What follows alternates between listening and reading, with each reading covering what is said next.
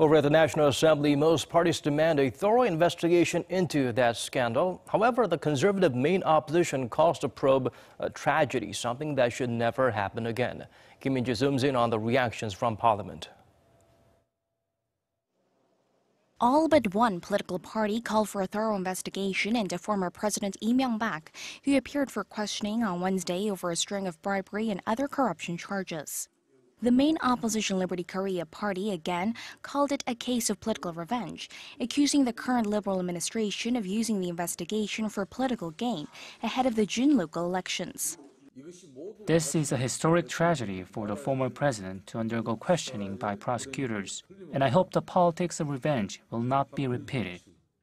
The ruling Democratic Party of Korea called for the prosecution to carry out the probe according to the law and principles and leave no stone unturned.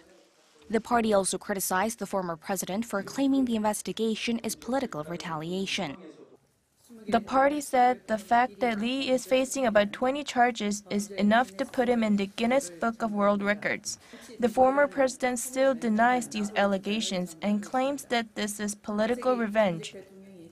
The centrist Bareunmirae party also called for a swift investigation, but also stressed the need to amend the constitution to limit presidential powers, saying the concentration of power leads to corruption.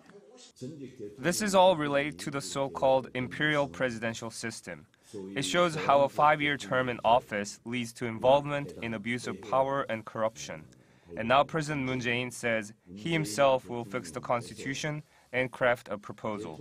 That is also a display of authority. The Liberal Party for Democracy and Peace said that while it's tragic for a former leader to undergo questioning, crimes have to be punished. The Progressive Justice Party was more or less on the same page, saying the prosecution must conduct a thorough probe to uncover the full truth. Kim Min-ji, Arirang News.